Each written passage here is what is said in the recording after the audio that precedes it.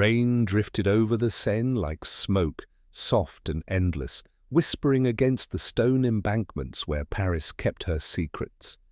By dawn, the fog had thickened into a pale curtain, swallowing the lamps, the bridges, even the silhouettes of the police barges moored below the Quai des Orfèvres. And in that grey hour between night and morning, a telegram arrived at Inspector Moreau's desk, brief, urgent, unsigned. It spoke of a door bolted from the inside, of a man found dead in a narrow apartment above Rue de l'Abbaye, and of a silence so absolute that the neighbours claimed not even a whisper had passed through the walls. Moreau stood for a long moment by the window, pipe unlit, listening to the muffled life of the city waking beneath the rain.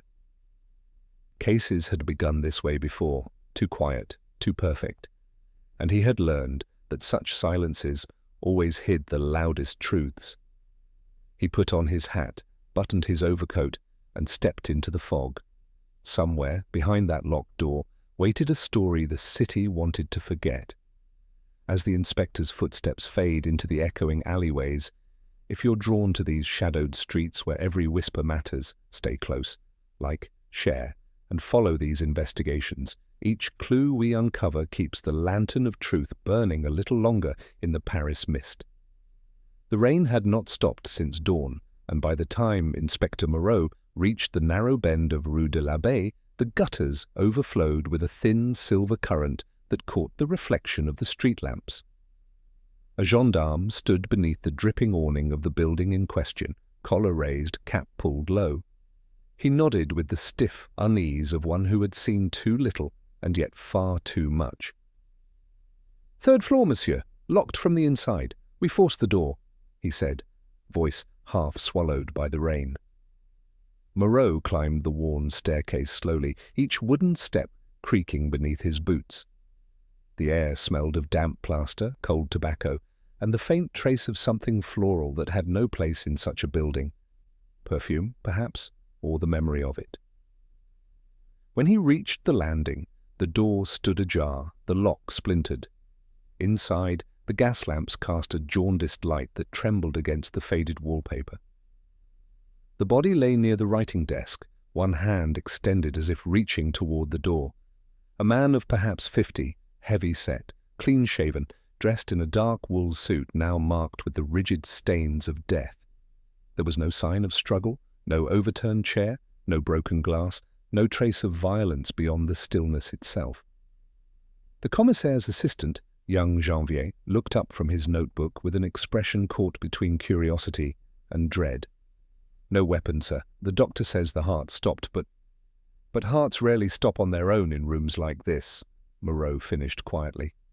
He crouched beside the body, observing the details that others might dismiss. A half-burned candle guttering in the corner, a single match discarded too hastily, the smell of cologne faintly masking something sourer beneath. He touched the man's wrist, cool, stiff. The hand was clean, the nails trimmed but stained faintly with ink. He noted that. The ink had soaked into the cuticle, as though the man had written something shortly before death. Moreau's eyes drifted toward the desk. There lay a page torn from a ledger, blank except for a single word, scrawled hurriedly near the top. Non. Nothing else. Janvier followed his gaze. Maybe he tried to write a note. Or tried not to, Moreau murmured.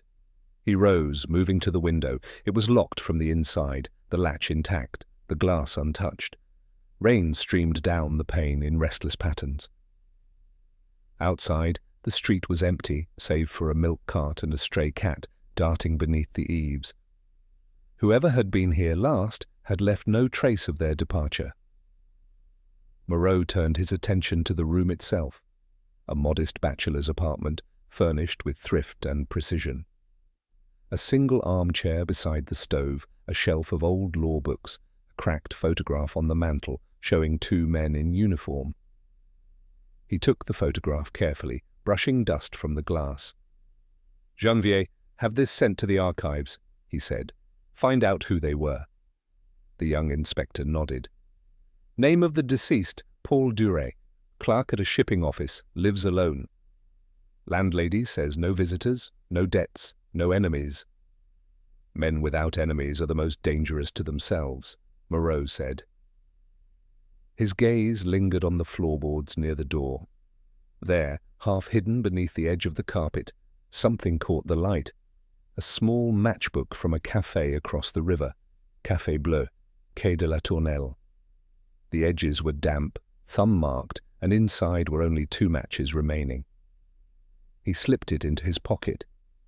The coroner entered, coat glistening with rain. No wound, no poison I can smell. Perhaps apoplexy. Moreau inclined his head politely, but said nothing. He had seen enough sudden deaths to know that the absence of evidence was its own disguise. "Leave him as he is until the photographer comes," he said. "I want the position exact." He stepped back into the corridor, lighting his pipe, though the tobacco refused to catch. The landlady, a round woman in a grey shawl, waited by the stairwell, wringing her hands. "Madame Lambert?" She nodded nervously. "Yes, Monsieur l'Inspecteur. I rent him the room. Such a quiet man, always polite, never caused trouble." "When did you last see him?" "Last night, perhaps before supper. He came home early, as usual. No one with him. I heard the door close. Then, nothing. This morning, the milk still outside his door. I knocked and knocked. When he didn't answer, I called the police." Her eyes were glassy, frightened. Moreau studied her face as one might study a map, searching for the roads she avoided. "You heard nothing in the night? No footsteps? No visitor?" She hesitated. "There was, a sound, not from his room. The stairs. A creak, late, maybe past midnight. But these old buildings, monsieur, they talk."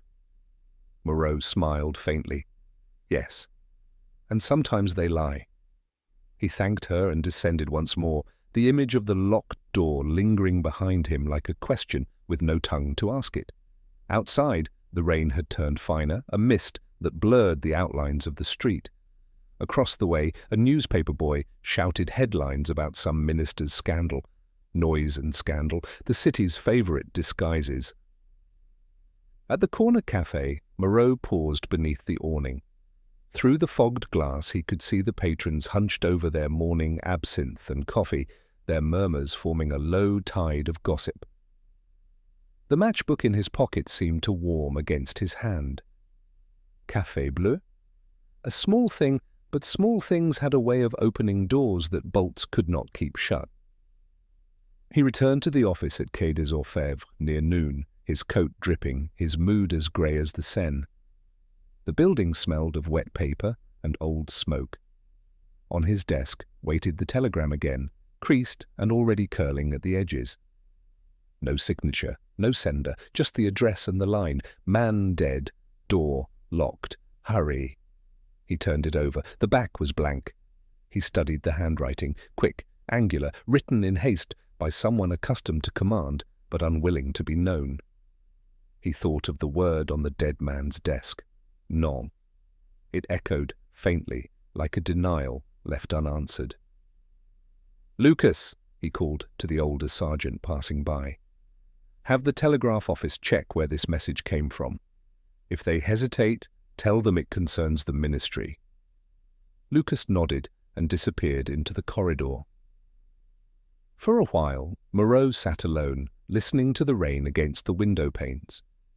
In another life, he might have called the case simple, a heart that failed behind a locked door, a man who died alone. But there were details that refused to rest, the smudge of cologne, the matchbook, the word non. Details were the fingerprints of the unseen.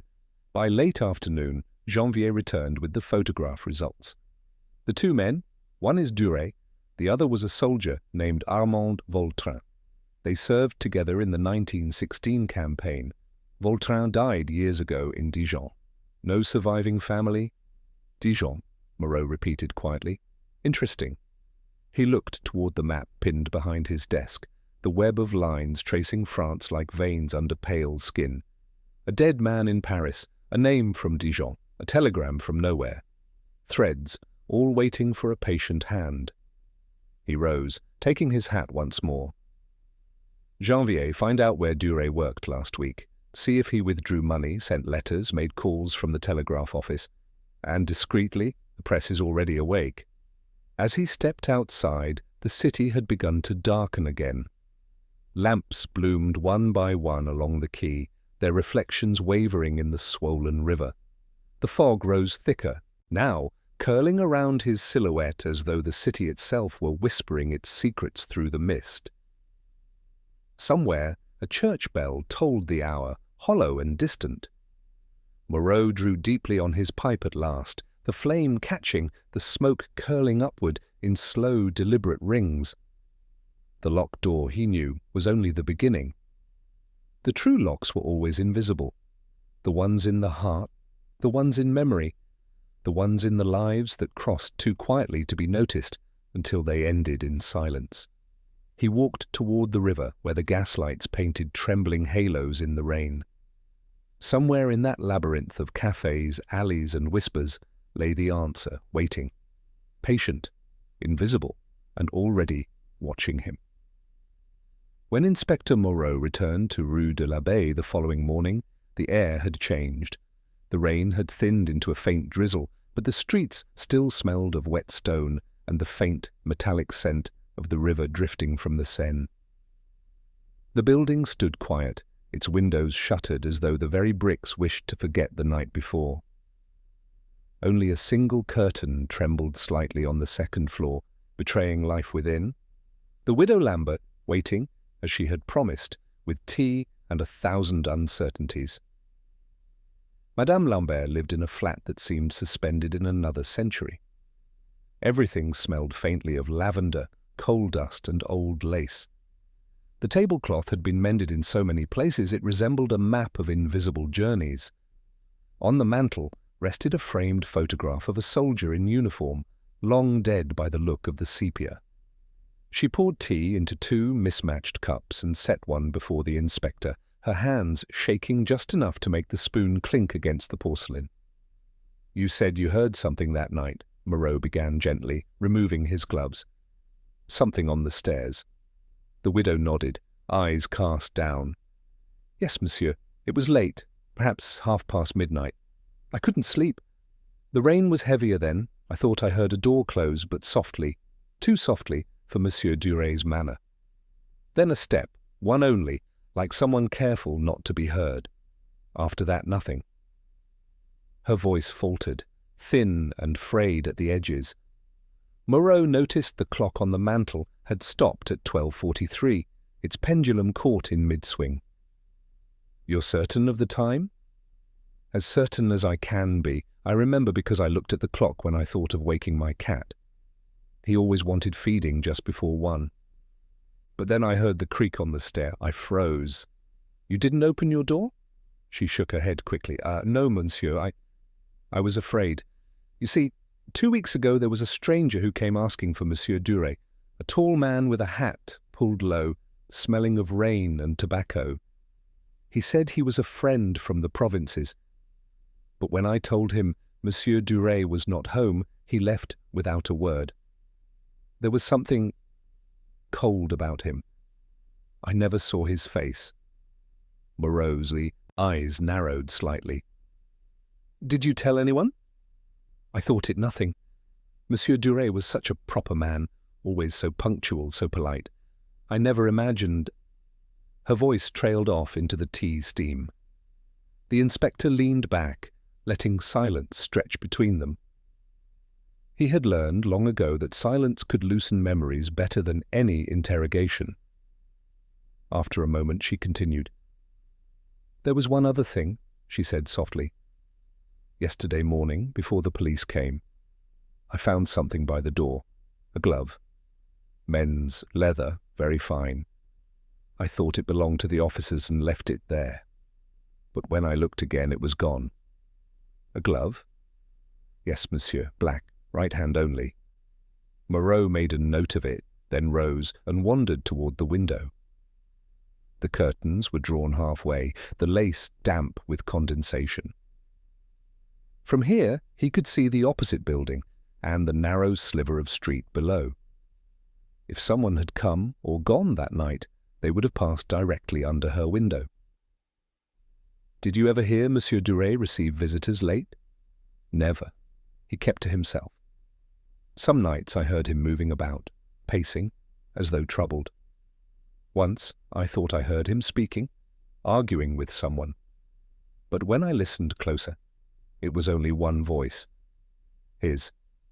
Do you recall what he said? She frowned, searching memory's dim corridors. Only fragments, something like, "You'll ruin it all." "No, not again." Then quiet. I thought perhaps he dreamed aloud. He often left his lamp burning till morning. Moreau turned back toward her. "And this man, this visitor who came 2 weeks ago, did you notice if he had an accent? Perhaps from the south or from Dijon. Hard to say. But there was that softness to his R's, you know, like in the provinces." The inspector's attention sharpened slightly. Dijon again. The word had begun to echo through the case like the faint toll of a distant bell. He thanked her and stood, his manner unfailingly polite. She accompanied him to the landing, clutching her shawl around her shoulders. "Monsieur l'inspecteur," she said suddenly, voice trembling, "do you believe it was murder?" Moreau paused, studying her face, the fear in her eyes, the tightness around her mouth. "Madam," he said quietly, "I believe there are few natural deaths behind locked doors." She made the sign of the cross and retreated inside, closing the door with a soft click. Moreau descended the staircase slowly, his mind sifting through her words. A man from Dijon.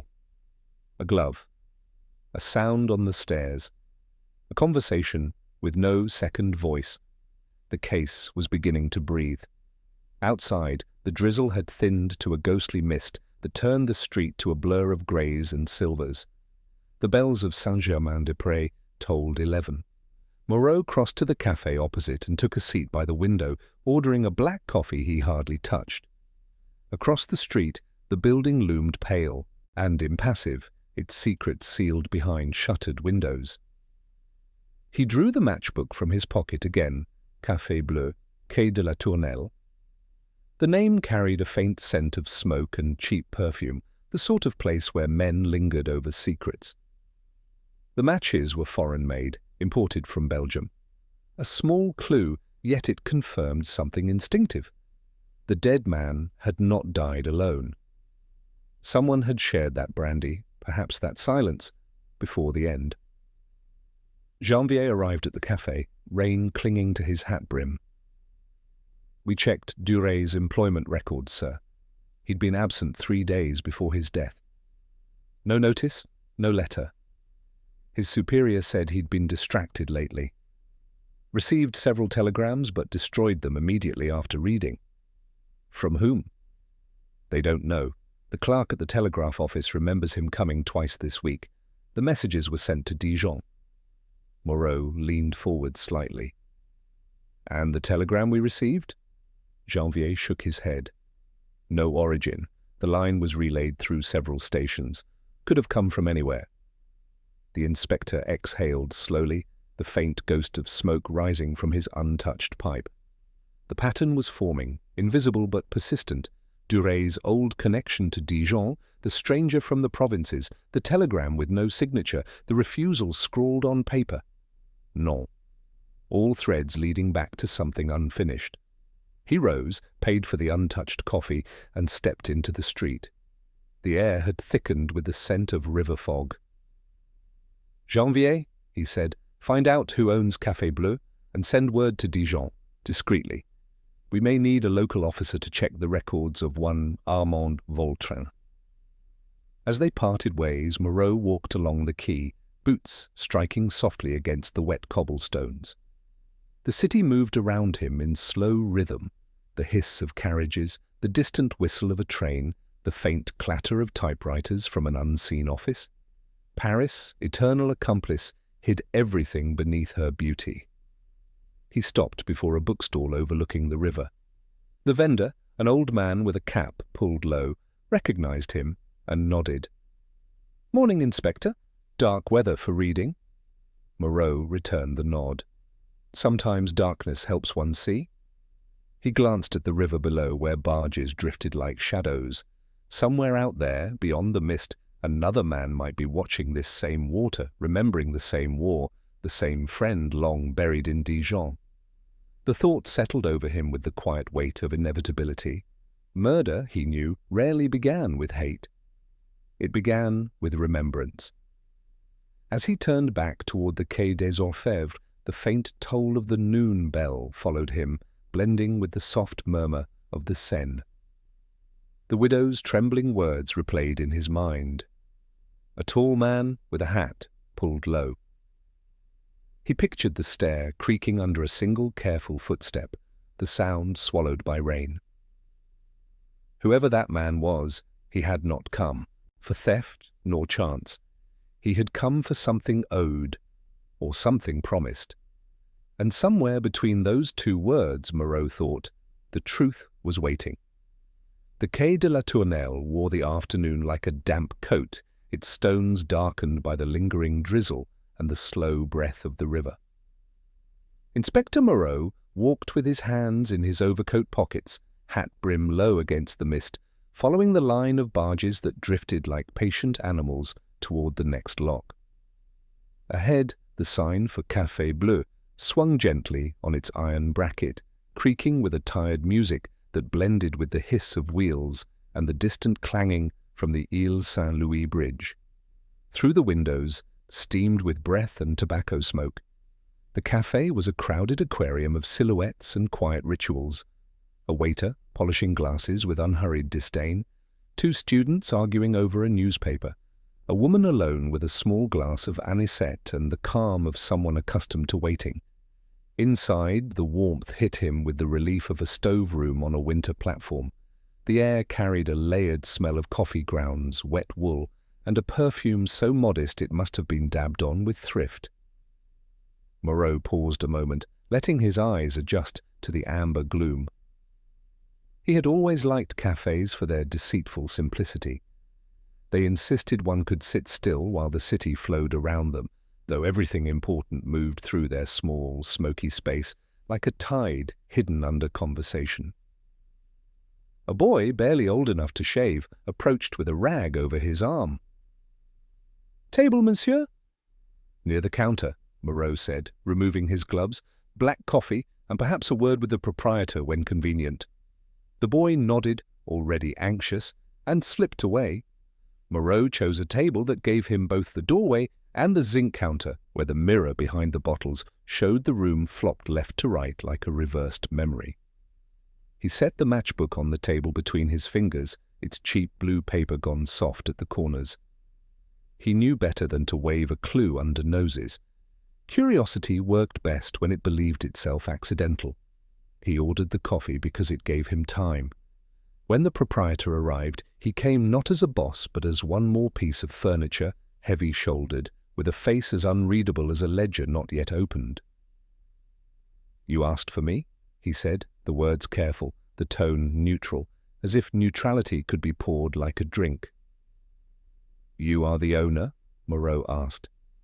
"Émile Charot. Since 22, what is it?" Moreau placed the matchbook flat on the table with a casual finger.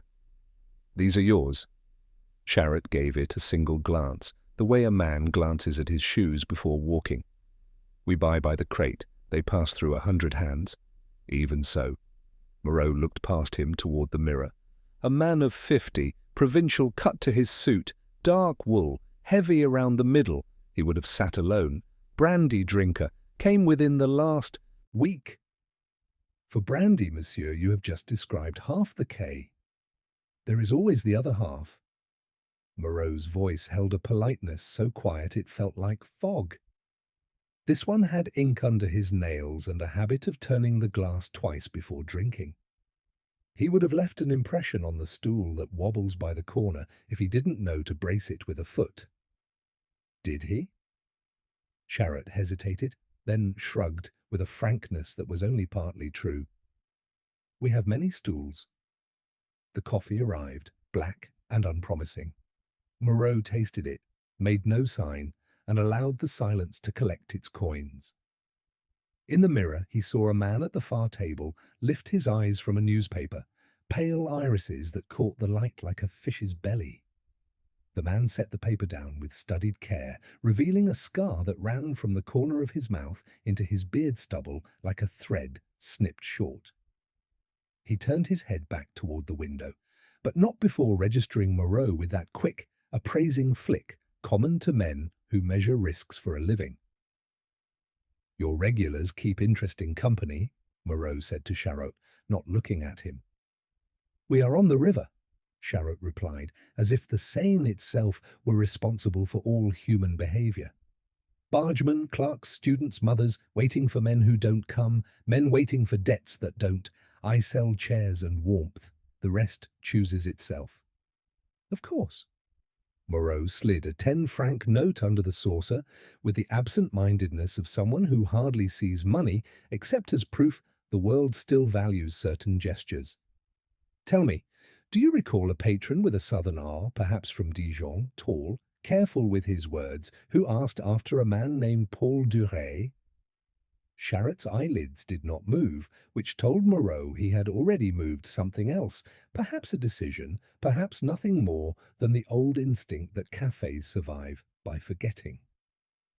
"Monsieur, I pour drinks. I do not pour names."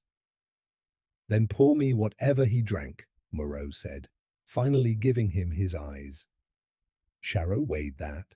The request worked on him like a key that wasn't trying to be a key. "Fine," he said, low, and went to the counter.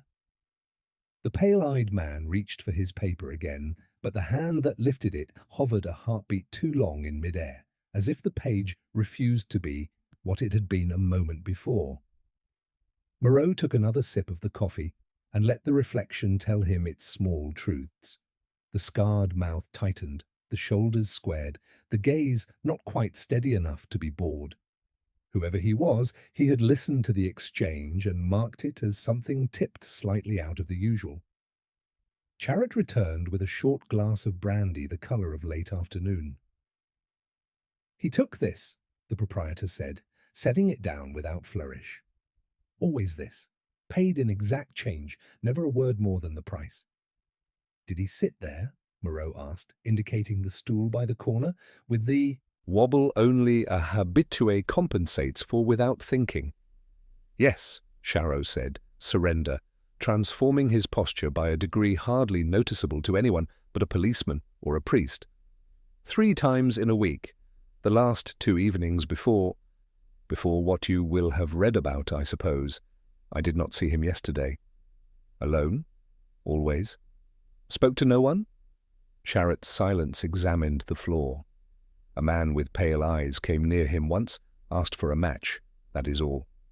"Describe him." "Paler eyes than his face deserved," Charot said. "The kind that give themselves away and know it. A small scar by the mouth. He wears his hat even when he shouldn't. Like now." Moreau turned his coffee cup a fraction and did not look at the mirror. The reflection looked back regardless, because reflections are impolite. The pale-eyed man folded his newspaper and stood, smoothing its edge as if it needed smoothing, and crossed to the counter with the exaggerated leisure of those who try to conceal decisions under manners. He left coins that rang too loudly for their value and walked toward the door. "Will you stop him?" Charot murmured, not without a tavern-keeper's appetite for spectacle. Moreau shook his head slightly. "Doors are more honest on the way back in." He took a breath and let the man reach the threshold. "Monsieur," he said, not loudly, the voice of someone asking the time in a library. The pale-eyed man paused with his hand on the handle, but did not turn. "Yes?" "You left your matchbook," Moreau said, still not looking directly at him. He slid the Café Bleu matchbook half an inch, as if offering it back to whomever it might belong to in principle. The man turned then, a motion a fraction too swift, and that was its own confession. He moved to the table, his expression arranged with care. "It isn't mine," he said, tone dry and controlled. "But I suppose it belongs to everyone here." "An agreeable philosophy," Moreau said. "Sit with me a moment." The man's smile did not travel to his eyes. "I am expected elsewhere." "Of course," Moreau said. "By a man from Dijon, perhaps."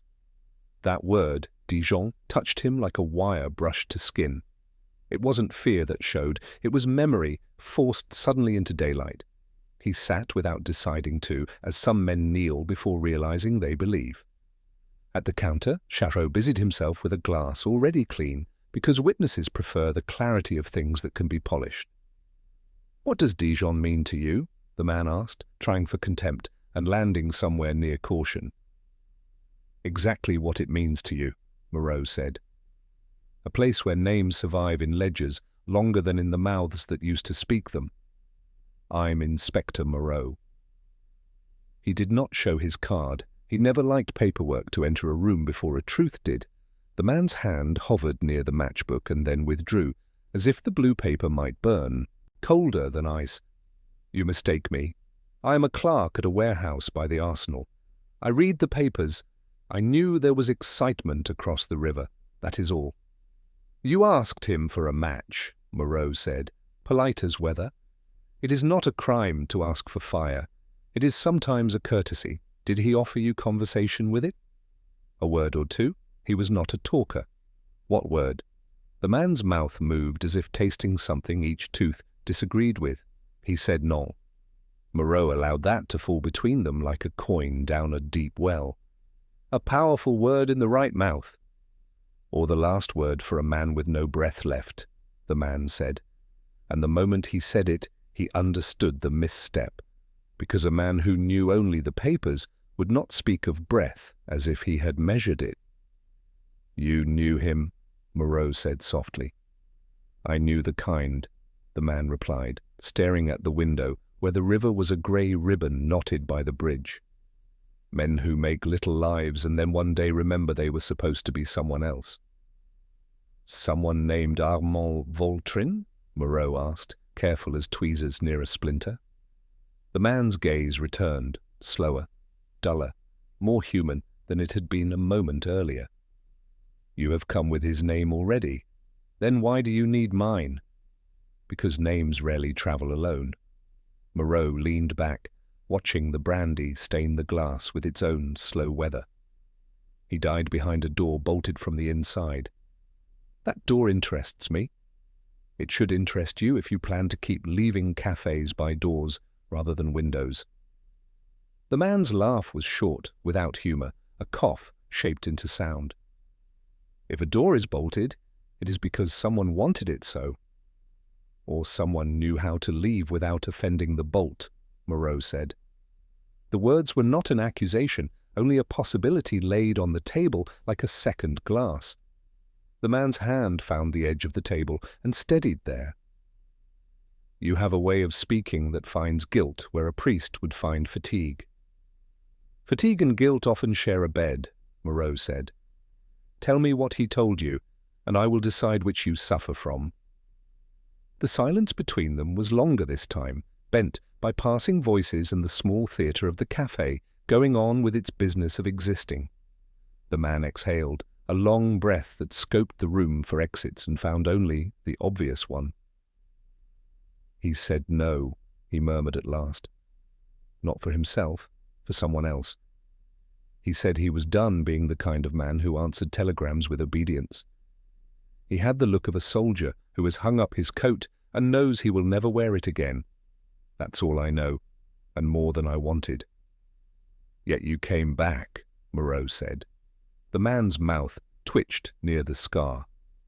"People return to places where they were briefly allowed to be someone else." "And who were you here?" Moreau asked. "A man who could ask for a match without giving his name." He stood, not abruptly this time, but with a kind of ceremony that offered respect to the conversation while withdrawing from it. "If you have further questions, ask Emile. He hears everything he pretends not to." "Your name?" Moreau said, almost an afterthought. The man hesitated at the balance between invention and truth, then chose the compromise that often passes for honesty in Paris. "Call me Fournier," he said. "Everyone does." He touched his hat, though he hadn't removed it, and left. The door took him and returned only the river's low voice. Charlotte came at once, mouth full of unasked questions. Moreau held up a finger and finished the brandy he had not ordered for himself. It spread warmth with the politeness of a guest aware of its own cost. "He lied to you," Charlotte said, in a low voice that wanted to be proud of its accuracy. "They always do," Moreau replied. "The only question is whether the truth can be built from the parts they forgot to bend." He paid and stepped back into the quay's bleached afternoon. The sky had tired of raining and now simply leaked light. In the distance, a tug horned the air, and the bridges answered with their stone patience. Moreau stood a moment with his hands in his pockets, feeling the matchbook's soft rectangle and the telegram's stiffer admonition. Dijon had acquired another shadow, a man called Fournier, whose eyes betrayed the habit of looking for exits even in dreams. He walked along the river toward the Ile de la Cité, where the offices waited with their smell of files and wool and damp umbrellas, and where Lucas would return sooner or later with news from the telegraph office that refused to have a sender.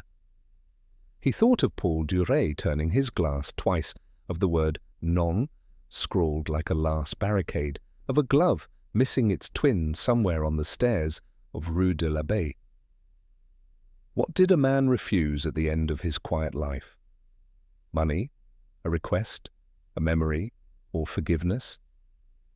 On the bridge he stopped and watched a barge pass below, its deckhand in a cap, looking up with the unstartled curiosity of men who spend their days in a moving landscape. The river kept its counsel, as it always did, and Paris pretended not to notice deaths that failed to be theatrical. But the case now had its own tide pulling seaward, a café where a stranger asked for a match, a proprietor who remembered more than he admitted, a name spoken as if it might break.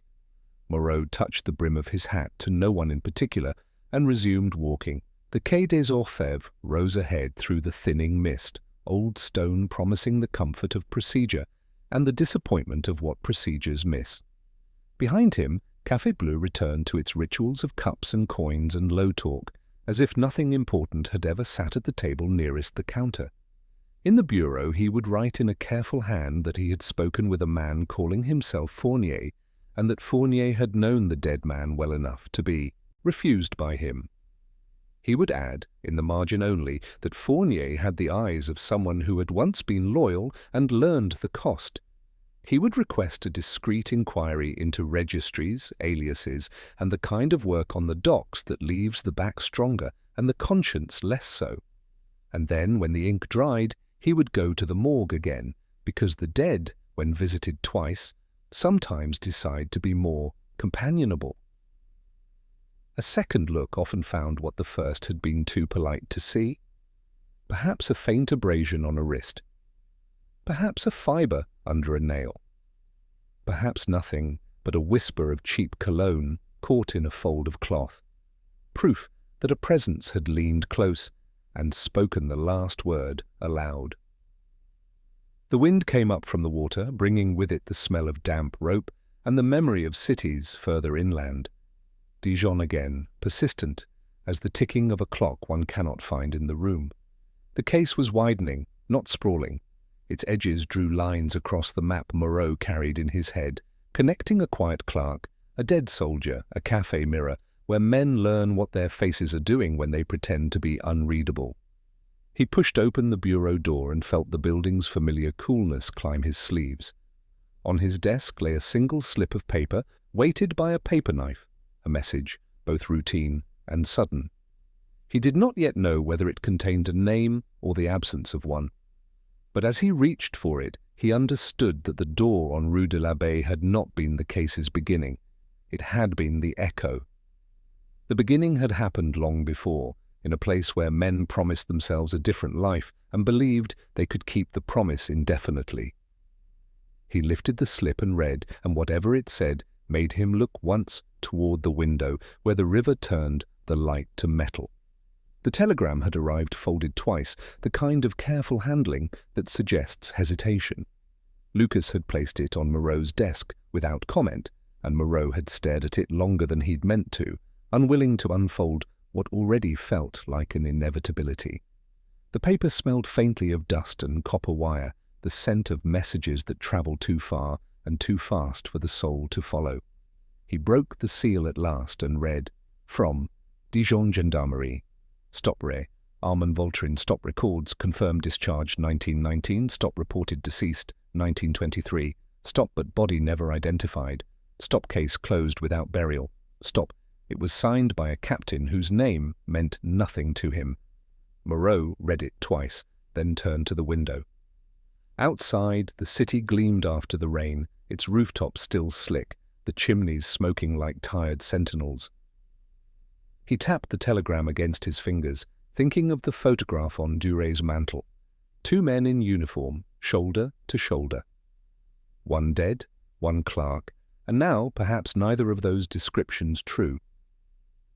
Janvier entered quietly, carrying the odour of tobacco and impatience. "Sir, Café Bleu has been watched since dawn. Fournier hasn't returned." "He will," Moreau said without turning. "Men like Fournier always come back. They orbit the things that define them, even if it kills them." He laid the telegram flat on the desk. Voltrin was declared dead, but no body. Dijon closed the file. "There's our hole." Janvier frowned. "You think Duré was Voltrin?" "I think," Moreau said slowly, "that Paul Duré lived too cautiously for someone born cautious. He lived like a man pretending to be smaller than he was." He turned and looked at Janvier with that measured patience that made younger men uneasy. "Send a request to Dijon for Voltrin's service record, addresses, comrades, family, if any, quietly. I don't want the ministry sniffing this before we understand what we're standing in." Janvier nodded and left. Moreau reached for his pipe, struck a match, and drew the smoke until the room seemed to breathe again. The scent of the tobacco mingled with the faint mildew from the Seine below the windows. In the quiet, the thought that had been pacing the edge of his mind finally stepped forward. A dead soldier without a grave, a clerk living under a false name, and a visitor from Dijon whose face no one remembered clearly. He walked to the evidence table where the objects from Rue de l'Abbaye lay in their neat, impersonal order. The matchbook, the torn page with nom, a single brass key, a fountain pen, a pair of spectacles folded too carefully. Each item was mute, but together they murmured something: routine, concealment, fear. He picked up the pen and unscrewed its top. A faint trace of blue-black ink clung to the nib, dried, long unused, a man with ink-stained nails but a dry pen. He had written something elsewhere, or tried to. The word non could have been an answer to a question that never reached paper. By late afternoon, Moreau took the evening train south. He had written too many letters in his life and read too many reports to wait for another telegram.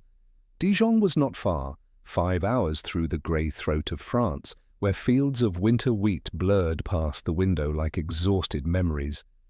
The compartment was empty save for a dozing priest and a woman reading a serial romance whose heroine, he suspected, would survive everything but her illusions. He watched his reflection in the window, faint and doubled by the glass. For a moment he saw the echo of the younger man he'd once been, uniformed, ambitious, naively believing that truth was the same thing as justice. The train rocked gently, the sound of metal on metal soothing and relentless. He closed his eyes and let the rhythm carry him toward the city that had started this long before Paris knew it existed. Dijon greeted him under a ceiling of low clouds, the kind that promised neither storm nor light. The station lamps burned yellow through the mist. The gendarmerie sat 2 streets away, a square, humorless building that seemed to disapprove of everything. Around it, inside, the air smelled of ink, damp uniforms and bureaucracy. Captain Delmas, the man who had signed the telegram, greeted him with the courtesy reserved for those one has been told to respect but not assist.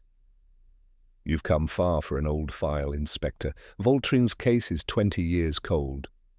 "Cold cases have their uses," Moreau said, placing his hat on the desk. "They tend to stay honest." Delmas smiled faintly but did not sit. He was reported dead after a train explosion near Chalon-sur-Saône. A few bodies were recovered, none identified. Vautrin's papers were among the debris. Officially, that was enough.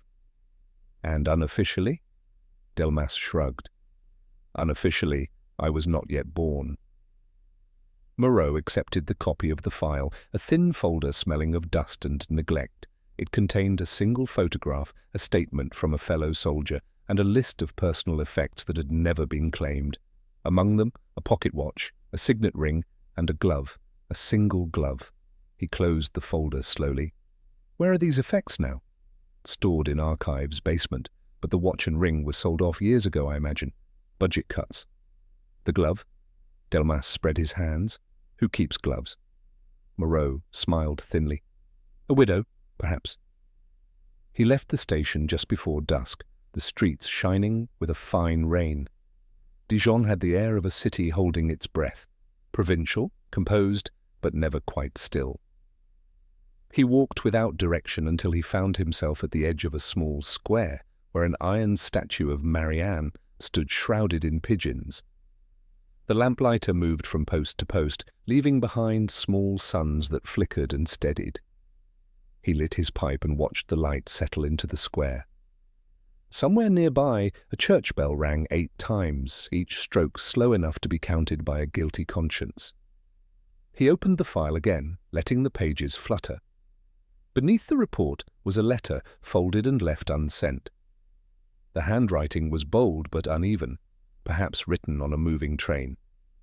It read, "Armand, you are wrong. I will not do it again.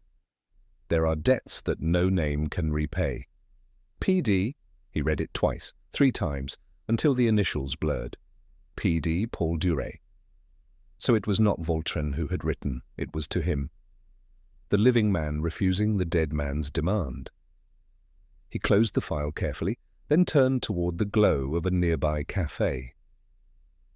Inside, the mirrors were cleaner than those in Paris, but the faces no less tired. The waiter poured him a glass of red wine without question. Moreau sipped it, thinking of Duret's quiet apartment, the smell of cologne, the locked door, the single glove. In the corner, 2 men discussed a shipment bound for Marseille. Wines, perhaps, or something less legal. He let their words wash over him, another layer of human noise that hid what mattered. When he returned to his hotel, a note awaited him at the reception desk.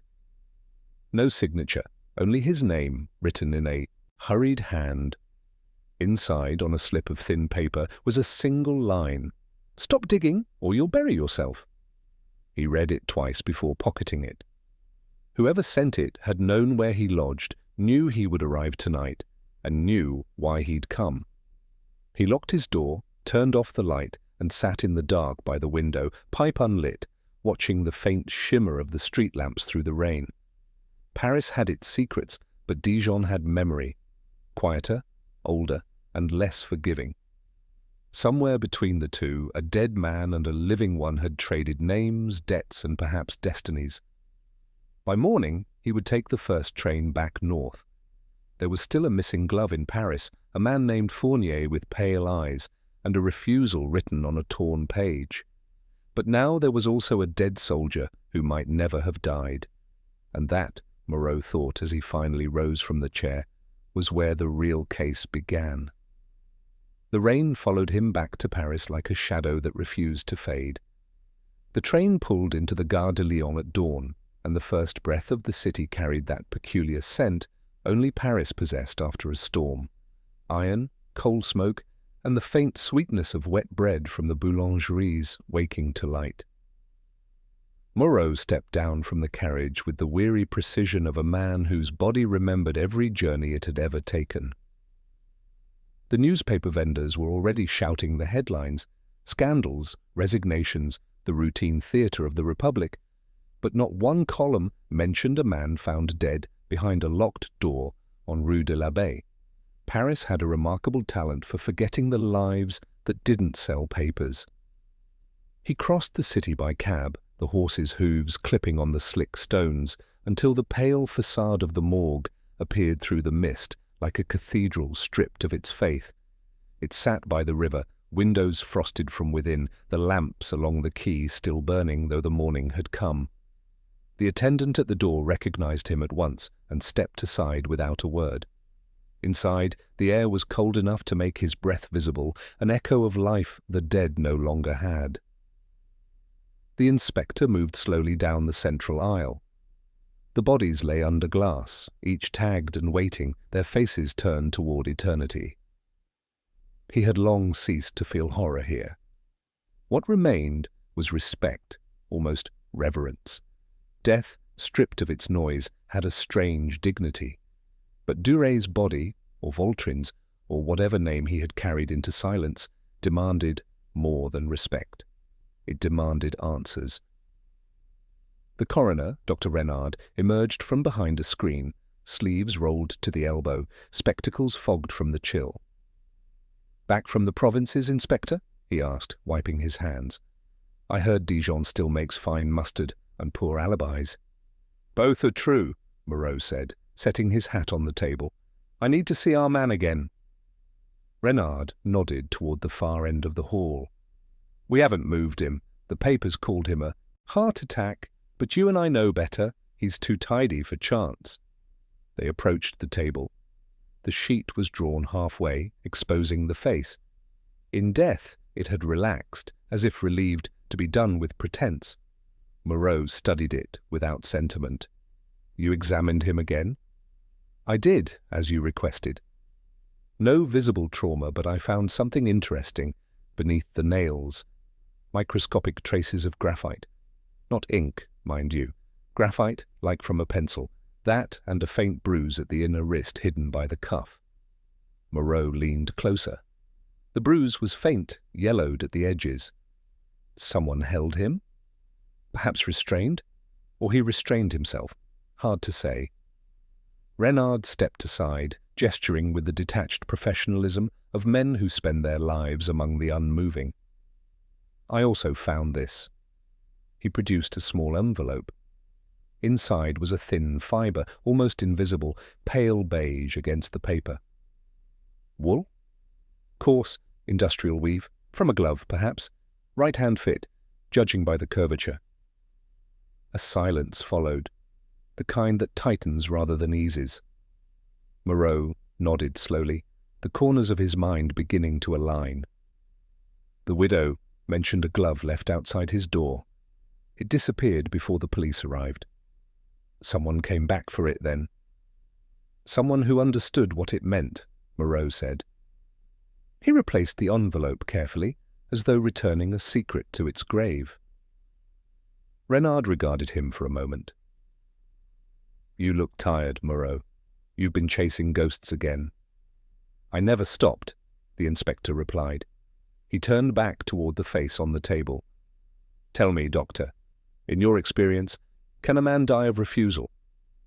Renard smiled faintly, a weary smile that had seen too much. "Only in Paris." Moreau lit his pipe in the courtyard outside, the smoke curling upward into the grey light. He watched the river flow beneath the bridge, slow, silent, indifferent. The Seine carried everything away eventually. Ashes, secrets, sins. He wondered if that was why so many men confessed beside it. By the time he returned to Quai des Orfèvres, Lucas was waiting with a stack of reports and the cautious pride of someone who believed he'd brought news worth the fatigue. "We traced Fournier," he began. "Real name Antoine Fournier, dock labourer once, dismissed from service in '34 for theft, spent a year in Toulon. Since then, odd jobs, no fixed residence, friends on the riverfront." "Does he have any link to Dijon?" Lucas hesitated. He enlisted under a different regiment during the war, served briefly with an Armand Vautrin, deserted before the armistice. They shared a disciplinary record, both accused of disobeying orders during the retreat of 18. "Disobeying orders," Moreau repeated softly. "A bond forged in defiance." He exhaled smoke and set the pipe aside. "Find him again, Lucas. Quietly. No uniforms. If he's smart, he'll have vanished into the river. Fog." But men like Fournier don't go far from the places that remind them who they were. Lucas nodded and left. Moreau turned to the map on the wall, Paris in its intricate sprawl of arteries and veins. He pinned a small note at Rue de l'Abbaye, another at the Café Bleu, and one more by the morgue, 3 points forming a crooked triangle that meant nothing to anyone but him.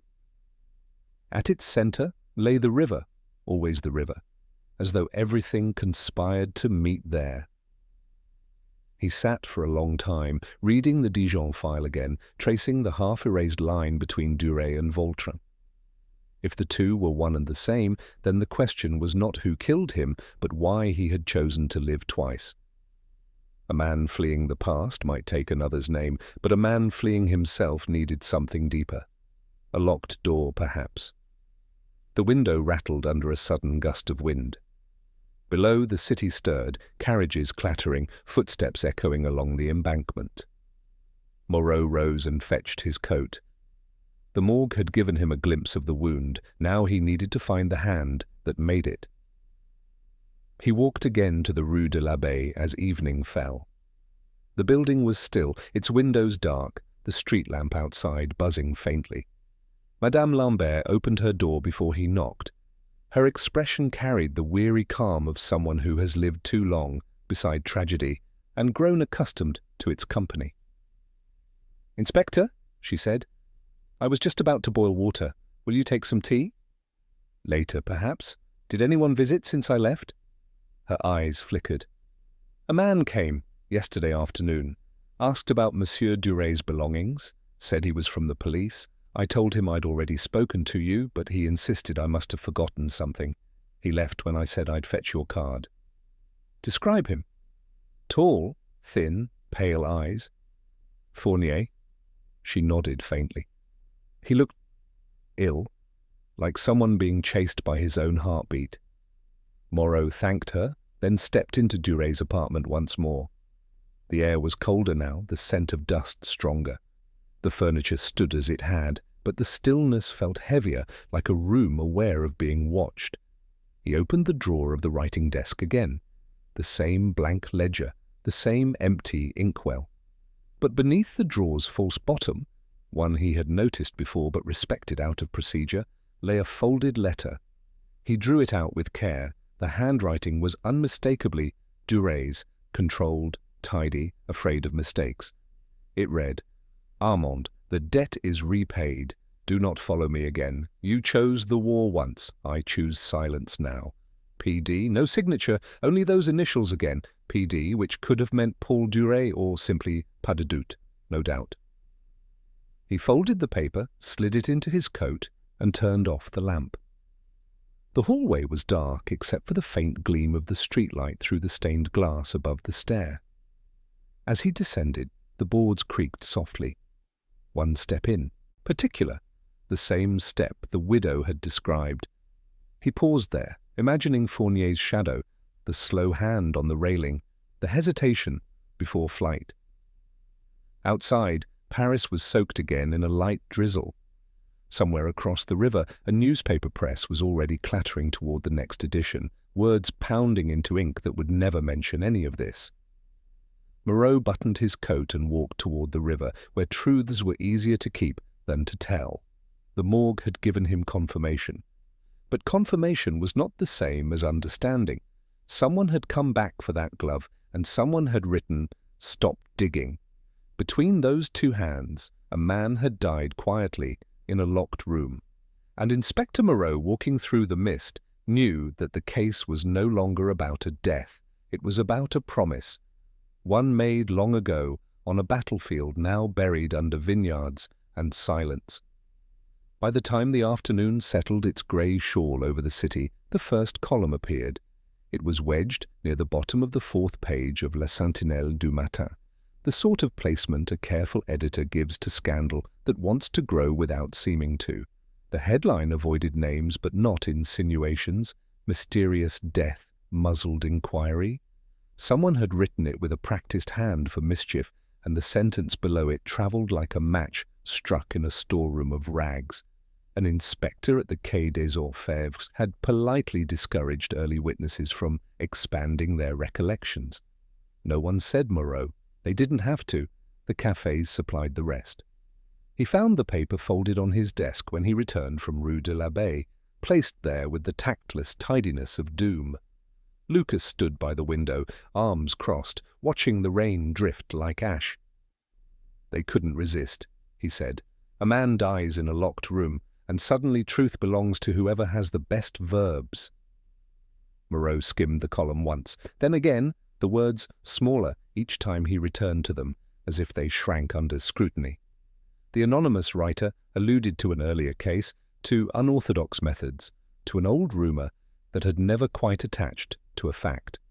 It was deftly cruel, the sort of cruelty that hides under caution like a knife in a napkin. "Find me the editor," he said, folding the page until the headline vanished. Not to scold, to listen. Scolding teaches papers to invent louder.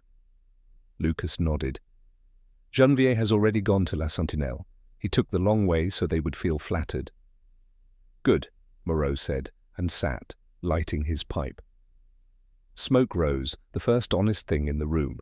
The desk's dull wood seemed to breathe as the tobacco settled. Outside, the river flowed without regard for words. He read the morgue notes again, slowly. Graphite under the nails, a faint bruise at the inner wrist, the coarse wool fibre that could have been a glove's shed whisper. In his coat pocket the folded letter from Duret's desk, pressed, against the lining like a second rib. "Armand, the debt is repaid. Do not follow me again." The handwriting had the fatigue of a man who spent years writing small, hoping not to be noticed even by his own sentences. By late afternoon, the column had already reproduced itself in at least 3 versions, each more certain than the last. He found one at a kiosk near the Pont Neuf, front page this time, with a small cartoon of a hat brim shading eyes. The figure could have been anyone. The caption made it him. A boy with ink on his fingers sold the page with a grin that was all wind and appetite. Moreau bought a copy to remove it from the boy's hand, an impulse as useless as tearing a single leaf from a forest. Café owners who greeted him with the warm neutrality owed to regulars now watched him as if he had borrowed something and might forget to return it. The press is a master of rearranging how a man enters a room. He walked to the Café Bleu, not because he wished to be seen, but because being seen there would tell him what was being seen. Émile Charot wiped his counter with the efficiency of a man who has chosen cleanliness as his only protest against chaos. "You've read it," Charot said without greeting. "I've inhaled it," Moreau answered, and set the paper down folded to the weather report. "Has Fournier returned?" "Not since you baptized the name Dijon in my mirror," the proprietor said dryly.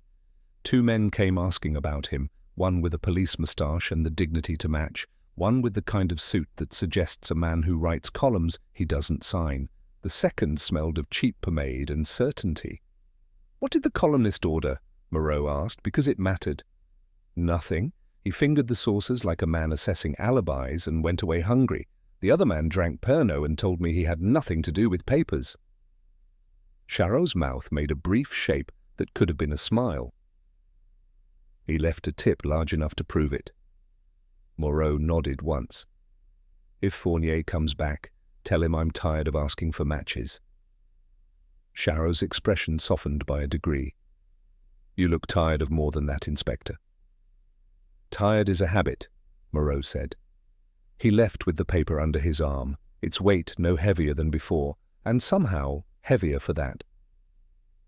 Back at the Quai des Orfèvres, the corridors carried a new timbre, the brittle music of voices that adjust themselves when a man passes. Janvier returned at dusk with a notebook full of editor's courtesies and a face arranged into frustration. The editor at La Sentinelle, Dumay, smiled with 9 teeth and said the anonymous column functions as public hygiene. He added that if we answer it, they will print our answer next to an even larger rumour. He offered you the chance to write a letter for the Sunday edition. "Invitations to the gallows," Moreau murmured. Did he sign his smile? Dumais claims he doesn't know who wrote the piece. He says he receives sealed envelopes from city shadows and publishes them when the wind is right. He called it civic thunder. The wind usually has fingerprints, Moreau said. Who visited his office today? 2 men you would expect, Janvier said. A liaison from the Ministry of the Interior who pretends to hate reporters and gossips with them as though they were cousins, and a small-boned figure in a dark coat with a voice that did not belong to his coat. The receptionist called him Monsieur Sylvestre. He didn't leave a card. Sylvestre. The name settled like grit. Moreau had heard it on corridors where conversations go to smoke. A fixer between rooms, one of those men who never stand in doorways because doorways are too visible. It was said that Sylvestre liked locked doors for their symbolism. It was said he liked journalists for the same reason. Go home, Janvier, Moreau said quietly. Sleep with your notebook under your pillow. We will need it to be trustworthy in the morning. Left alone, he wrote a brief report with fewer adjectives than the column employed and folded it into his drawer as if tucking a child in. Then he rose, put on his hat, and walked again to the river. He preferred walking to being walked. The air had a taste of iron filings and damp wool. Paris exhaled under lamps that trembled as though ashamed of the wind. On the Pont Marie, he encountered a man who had once been a printer, now a seller of books rescued from damp cellars. The man always had a few illegal pamphlets tucked among the romances. Inspector, he said with the hearty resignation of one who greets fate daily. Have you come for lies or for poetry? Today the quantities are equal. I came for your memory, Moreau said. Who writes for La Sentinelle without signing? Half of Paris, the man said. And the other half writes for the ministry without admitting it. But then he looked past the joke and made a choice. There is a style to these unsigned pieces, a perfume. They like words like hushed and courteous obstruction. They dislike names that belong to men who pay printers. Ask for Anatole Ray at the press on Rue des Trois Frères. He drinks ink and tells the truth when he's angry. Montmartre took him an hour in the fog, the climb punctuated by the smell of hot sugar from a pastry shop, still open for those who preferred their sins at night. Rue des Trois Frères lay under a quiet that belonged more to the roofs than to the street. The press was a door with a bell that sounded tired of being rung. Inside, ink and oil and the old hymn of machinery. Anatole Ray was thin, with fingers dyed the color of bruised plums. He looked like a man who had once run swiftly and now saved his speed for sentences. Who sent it? Moreau asked, without pretending to deserve the answer. Ray studied him, then the door behind him, then the floor. You're the one with the hat, he said. They always draw hats? And the cigarette I don't smoke, Moreau said. Who sent it? The envelope came from a messenger who smiled with one half of his mouth, Ray said. He smelled of pomade and envy. The copy was typed, not handwritten. That means a stenographer somewhere will be frightened tonight. The ribbon had a snag that left a tooth in the letter G. It's a machine from the offices at Rue de Lille, where a weekly with long essays rents a room. I won't say the name. You know it, or you don't. I know it, Moreau said, though he hadn't a moment earlier. The weekly was run by a man whose appetite for politics disguised his hunger for debt forgiveness. Thank you. Ray shrugged, which in his trade might have been an embrace. They'll print worse tomorrow. The city likes to believe corruption is a kind of weather that justifies umbrellas. Do umbrellas keep you dry, Inspector?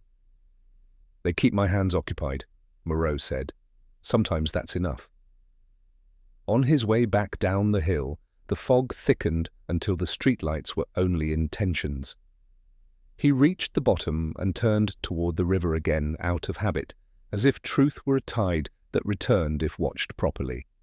Near the shadowed arch of a bridge, a figure detached itself from the stone. The hat was familiar, the pale eyes more so. Fournier, Moreau said, stopping within conversation's distance and no closer. Inspector, Fournier answered, voice raw, as though he had been speaking to the air for hours and only now remembered words were meant to be heard. You read the papers? I read the weather, Moreau said. It appears to be raining honesty. Fournier laughed without amusement. They're saying you closed the door on witnesses. I can testify you opened one. What do you want me to say, and where do you want me to say it? I want you to say nothing, Moreau said quietly. At least not to the men who sell sentences for supper. Speak to me. Tell me what you didn't say at the Café Bleu because the glass said too much. Fournier leaned against the parapet, looking down at the black water. He was not Duret, he said. You know that. He used the name like a man uses Sunday clothes. He wore it carefully. He refused because he knew the price of looking backward. Vautrin writes, demands, begs, threatens, choose your verb. Duret says no. You think the non killed him? I think the non attracted someone who preferred we, Moreau said. Who took the glove? Fournier's hand moved, an involuntary twitch toward his coat. Not I, he said, and the lie was small, human, almost tender, with its desire to be believed. I went back, yes, after the police. I feared he left something with my name on it. He had not. I took nothing. Moreau watched him a long second. A wool fibre in the morgue, a widow who found a glove, a step that creaked once and then forgot it had feet.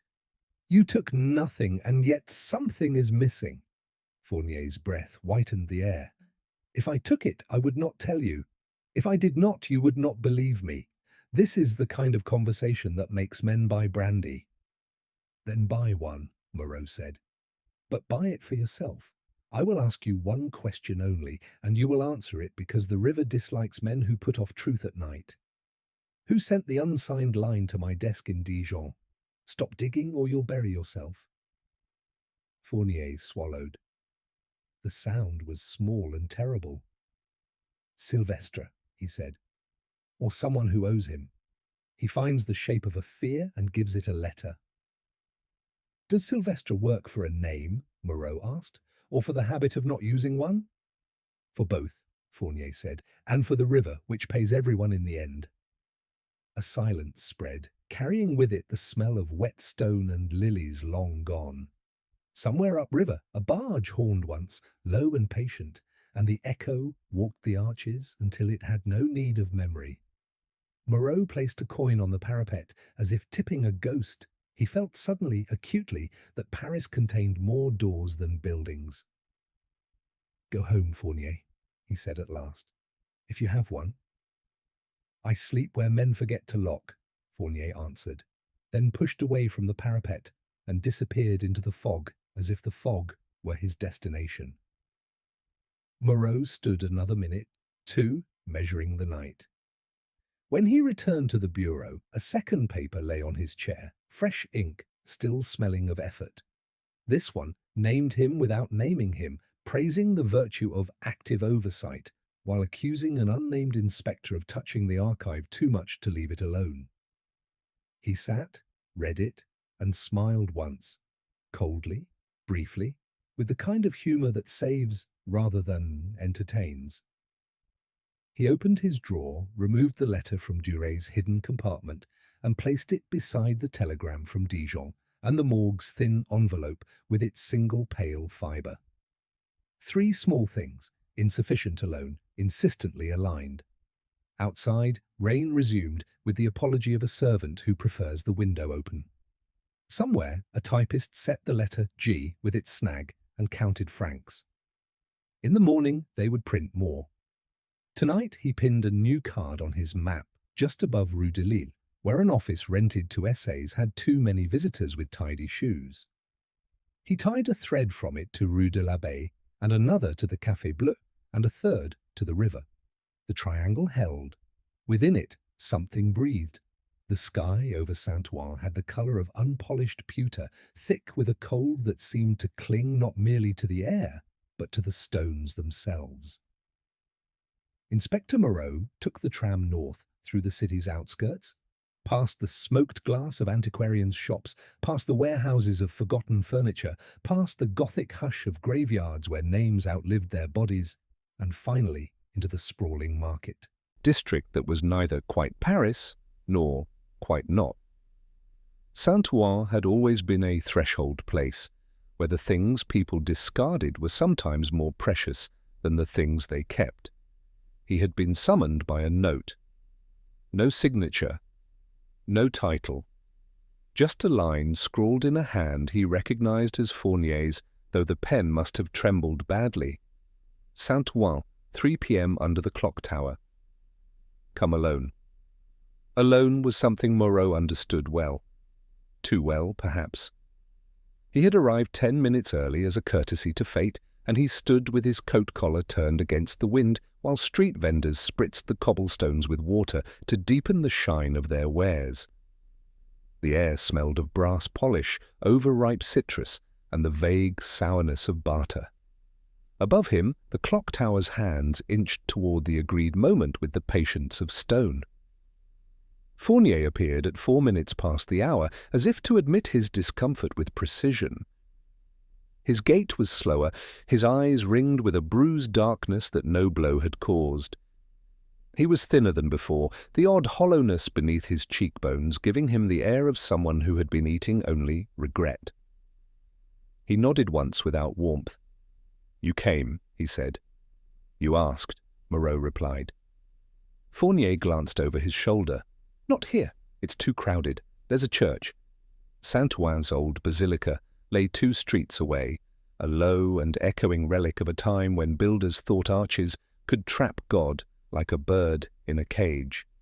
Its nave was large enough to absorb them both, though not so large as to forgive them.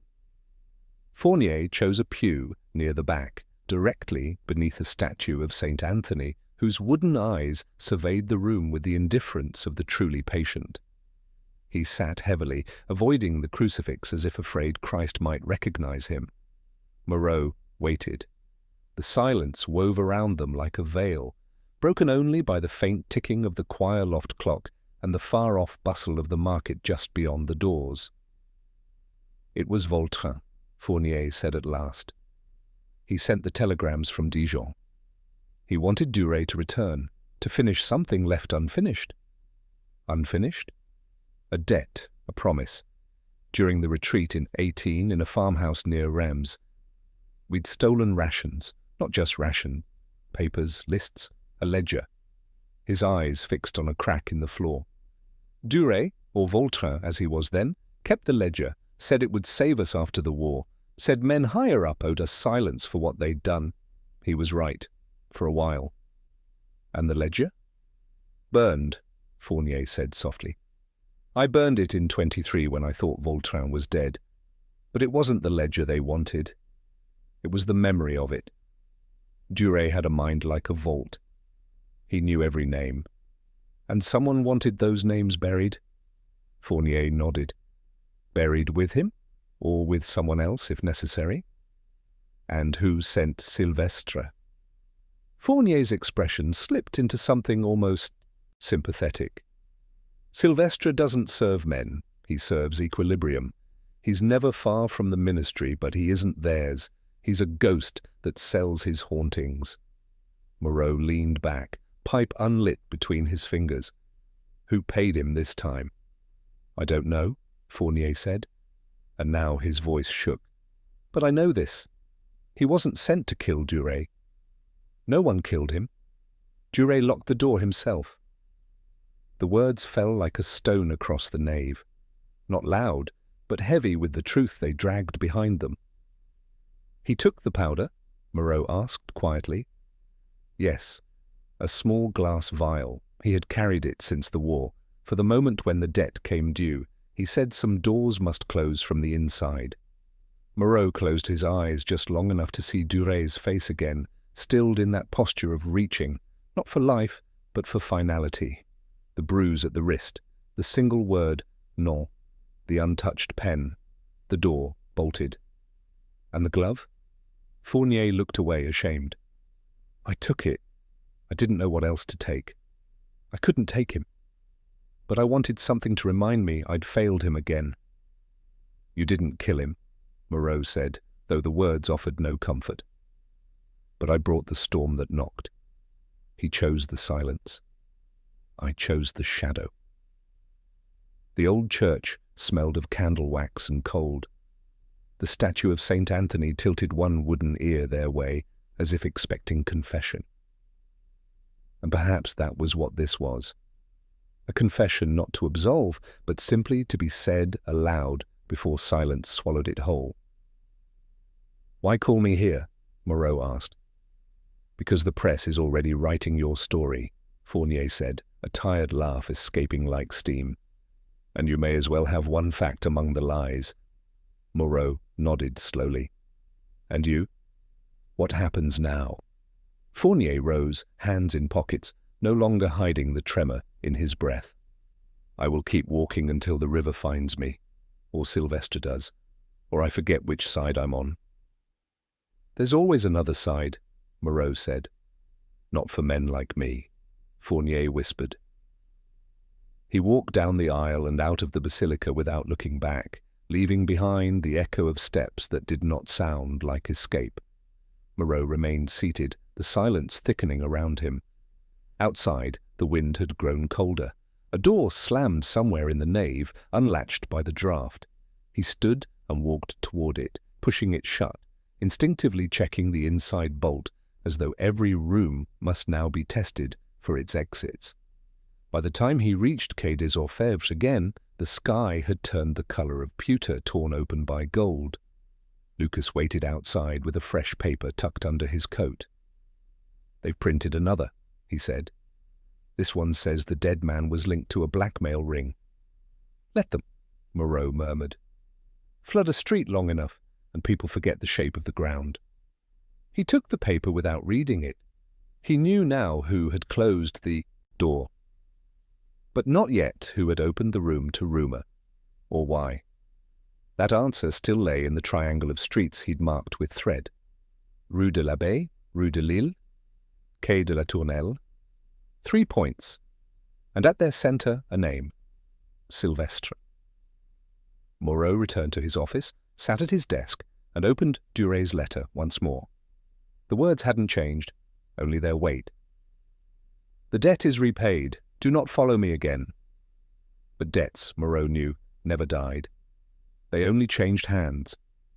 Night in Paris has its own logic, the kind that rearranges truth into silhouettes, that trades noise for footsteps, and forces a man to listen not to what is said, but to what is left unsaid. Inspector Moreau returned to the Quai des Orfèvres long after the lamps had been lit, his coat heavy with damp, his mind heavier with what the day had confessed to him in the dim light of Saint-Ouen. He placed his hat on the rack and sat at his desk. The map of Paris, webbed with string and pins, seemed to pulse under the lamplight like a nervous system too exposed. 3 threads crossed at a point that was no longer a question, but a voice. Sylvestre. A man who operated with the weight of authority, but none of its signatures. A locksmith of doors that weren't always made of wood. As Moreau stared at the map, a soft knock came. It was Janvier, pale, solemn, with a sheet of paper clutched in his hand. "Telegram, sir. Hand-delivered, marked confidential." Moreau took it, nodding for Janvier to leave. The heavy paper was folded 4 times, bound with string. Inside it read, "All accounts settled. Stop, let it rest. Stop, Sylvestre." No signature. None needed. The message was pure equilibrium, spoken in the grammar of the unseen, a warning disguised as closure. Let it rest. Even if a man died behind a locked door, the city, the machine of Paris, wanted the file closed like a ledger from a bankrupt century. But the inspector did not fold the telegram away. Instead, he went to the window. The Seine glistened under the moonlight, untroubled.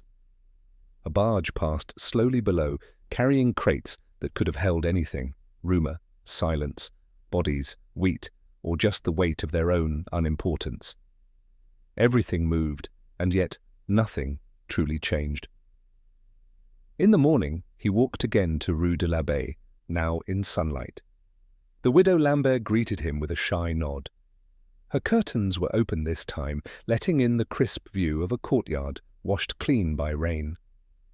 She handed him a small parcel wrapped in brown paper, tied with twine. "It came for you today," she said. "No sender. I didn't open it, but I recognized the script. I think it's his." Moreau took it carefully and stepped into the narrow street. He opened the parcel slowly. Inside was a single leather glove, worn at the palm, its lining made from a wool weave, too coarse to be refined and too sturdy to be replaced. Along with it was a folded scrap of paper. "Forgive the second theft. I return what I should not have taken. A man must have one pair for judgment. F. Fournier." Even in retreat, he had a strange sense of propriety. He had returned what would not let him sleep. Moreau walked the length of the alley, turning the glove in his hand. He thought about Duret, about Vautrin, and the way his final nom seemed like the only act of ownership he'd allowed himself after a lifetime of borrowed names. He thought about debts shared between soldiers, the kind that don't demand repayment until the world has forgotten how they began. At the Pont Saint-Michel, he dropped the glove into the river. The current took it just as it had taken 1,000 truths before and would take 1,000 more. Some stories didn't need to be buried in earth. The water did that just as well. He returned to the office and dictated his final report, though he knew half of it would never leave the drawer. It read, "Man found dead in locked room on Rue de l'Abbaye. No signs of struggle. Death by voluntary ingestion of a poisonous compound, self-administered. Motive unrevealed. No criminal pursuit advised. Let it rest." He signed it, not with satisfaction, but with resolve. Justice was never clean. Truth was never whole. What mattered sometimes was knowing when the candle should be extinguished, not relit. By dusk the river was steel blue, the city flickered in gaslamp halos, and somewhere behind the alleyways the press rattled its remorseless type, shaping headlines with the hunger of a creature that only breathed when fed. Moreau walked toward the banks, pipe in hand, the smoke curling thin and white under the bridge lights. As he passed the old bookseller near Pont Marie, the man called out, "Inspector, they've stopped printing your name. A new scandal has arrived." Moreau smiled faintly. "Good. The river prefers quiet." He paused on the bridge and looked up at the constellations faintly breaking through the haze. Somewhere behind those lights the past lay silent, a locked room of its own without keys or windows. In Paris there would always be another case, another matchbook, another alley, another rumour slipping through the days like a coin passed from one pocket to another. But this one, this quiet death, this door chosen for its solitude, was finished. It did not belong to the press, to Sylvestre, or to the ministry's appetite for closure. It belonged to the river now. It belonged to no one. He tapped the ashes from his pipe, breathed the cool air deeply, and turned back toward the city. All debts, he thought, are only postponed, but some are best left unpaid. He walked on. The fog rose again to meet him, and somewhere in the dusk a brass key turned in a lock, softly, firmly, and the city exhaled,